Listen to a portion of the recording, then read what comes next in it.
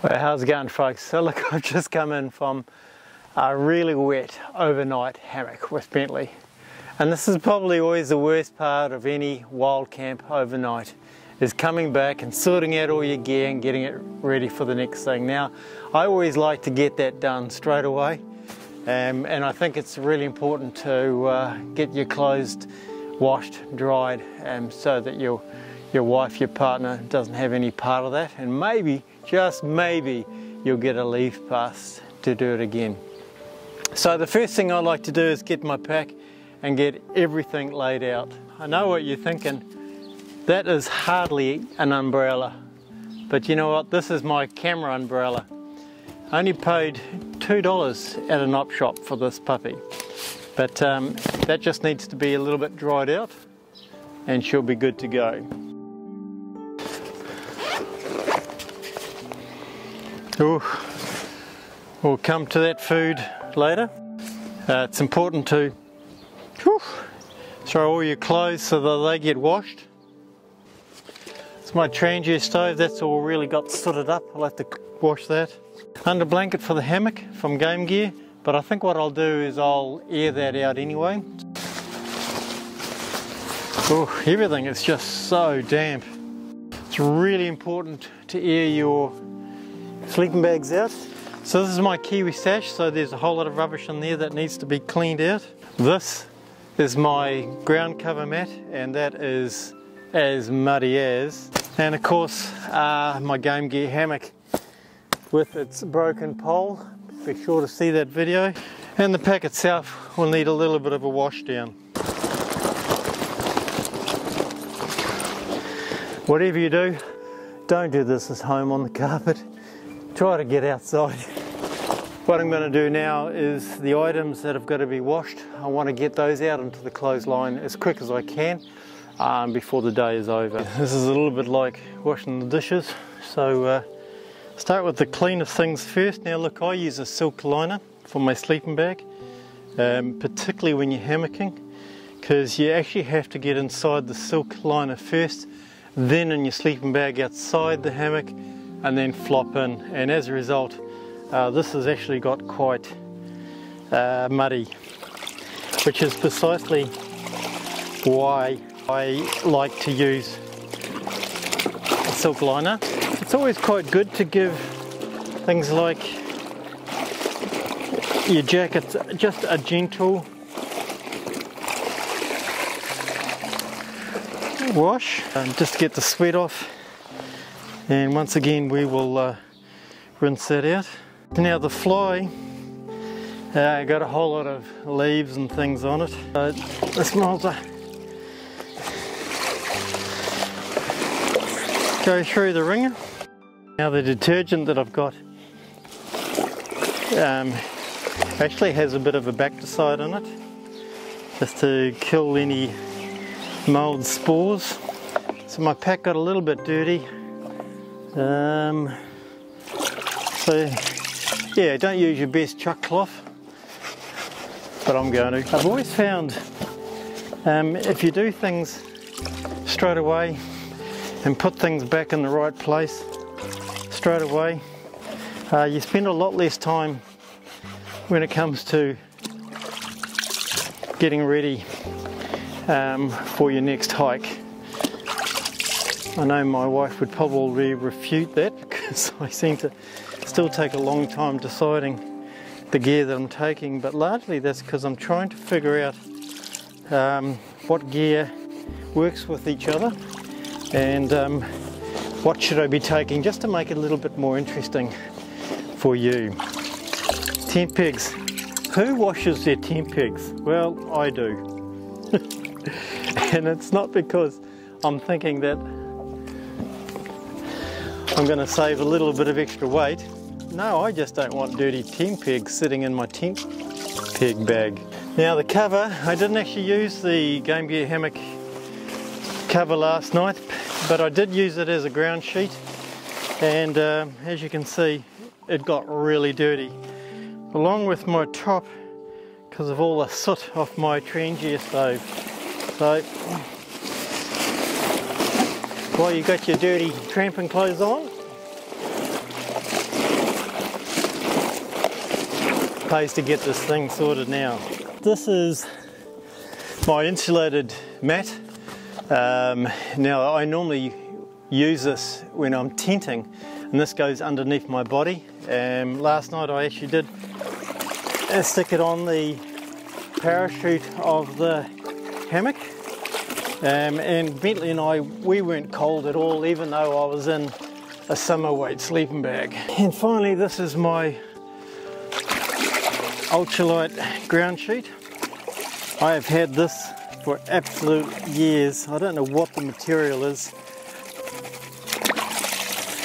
It's some sort of plastic composite made by Lux Outdoor, and I absolutely love this. This is one of my favourite pieces of kit. But as you can see,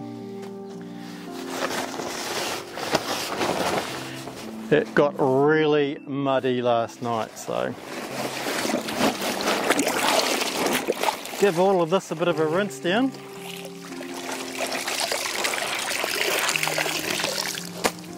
Finally, what I'd like to do is to wash my boots.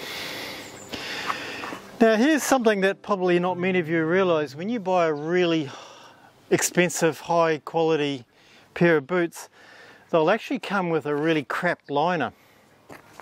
And so you'll probably hear people complain, you know, they've paid $600 for a pair of boots and the liner's crap already. Well, that's because they put crap liners in expensive boots, because they expect you to buy professional liners suited to your foot type and instep.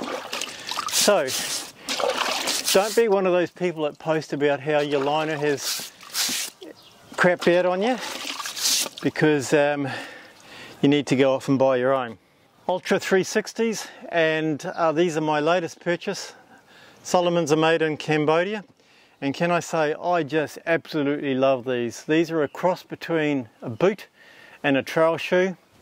And with me, I always try to get a boot that has an instep, so that if you're going down on a route, you're not slipping. But it's important to get them clean, it's important to keep the sweat off, and a pair of boots for me, or trail shoes, believe it or not, tend to last for around about 4 to 5 years.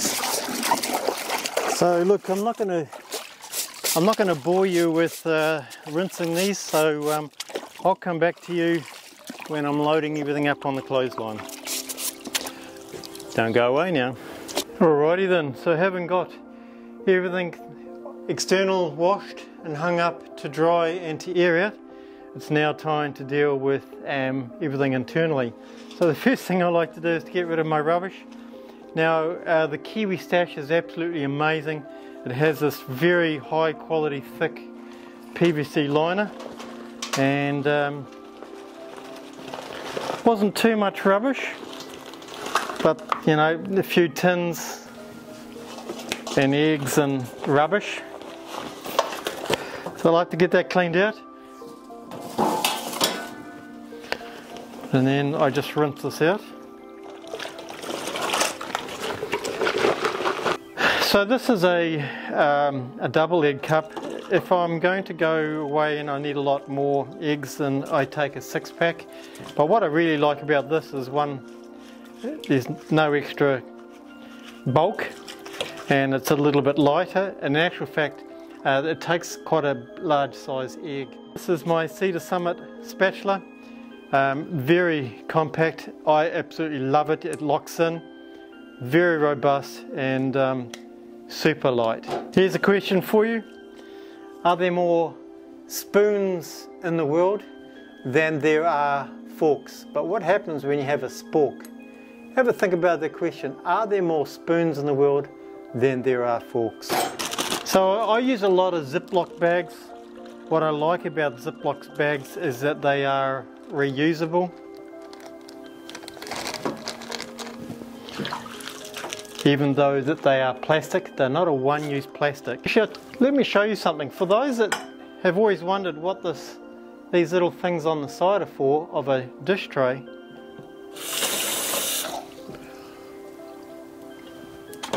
if you were cleaning out your glass, that's what they're there for, to take your glasses. How cool is that? So this is my Kathmandu food cell and I absolutely love it. This is another one of my favourite items.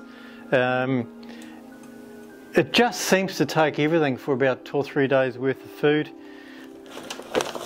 and it just keeps all my food in one place. Ultralight spoon from Barrett Outdoors.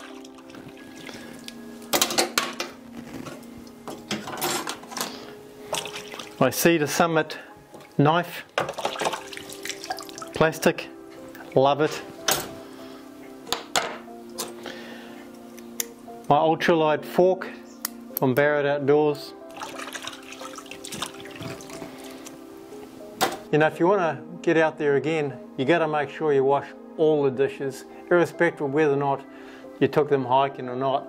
And that'll just keep you sweet with she who needs to be obeyed.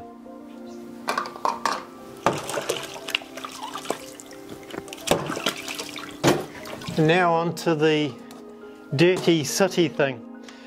So if I was to change something that I did, what I would change is I would actually, if I take this Trangia again, and I will do because I absolutely loved using it, it's just so versatile and so compact. I think I'll actually take a bag or something that contains it all, because as you can see it got really sooty and that's come off on everything, including me. Now it's a non-stick pan, so I'm a little bit reticent to use something on it to get this baked off stuff on. So I'm actually going to leave that to soak, and I will have another go at that. Make sure you do have another go at it and you don't leave it for someone else to clean. So there was quite a bit of soot even on my kettle.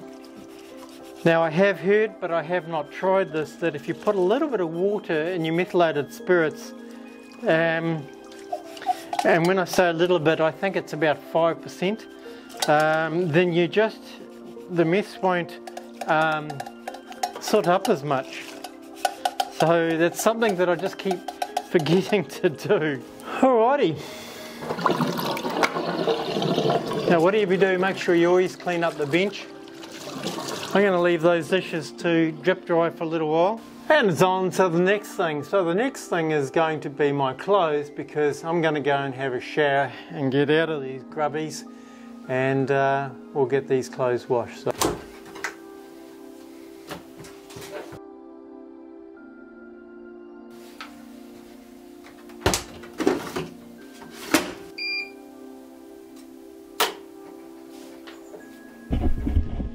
I should say one final thing that I do is I like to get all my footage off my SD cards and into my laptop, into my hard drives. Then of course it's a case of charging all the gear up again. That's the camera that I'm using, so everything comes with batteries. So now this probably won't involve the average person that doesn't take, I don't know, $2,000-3,000 worth of camera gear with them, and an extra 3 or 4K. So washed, drying, dishes washed, dried, rubbish away, my clothes washed, they'll come out in here to dry. That's really about it. Now look, there's quite a bit of money sitting on this clothesline. Probably maybe around about $1,000, because that was a cheap sleeping bag. I purchased this when I first started hiking from a Camp and Kayak, it was called. I'm just airing out the underquilt. Of course this is my ultralight fly, and that's actually dry already. That's the game gear hammock, that's just airing out with my silk liner. This is what I do with my shoes, so everything sort of gets pegged up and then I literally put them upside down. If you get these pegs, stainless steel, really robust, and they're just really good for connecting anything, be it your pack, be it your shoes, be it delicate items, be it your insoles. I actually even had to wash my bladder, that can go in. Yeah, so that is everything. So look, I hope you've enjoyed this video. It's called something like After the Heavy Rain. So if you take care of your gear, then your gear will take care of you, and you won't have to keep replacing it. And well, hopefully you'll be able to get out there and enjoy hiking without costing you the big bucks. So thanks for watching. Don't forget to hit that like, hit that subscribe, and we'll catch you on the next adventure real soon.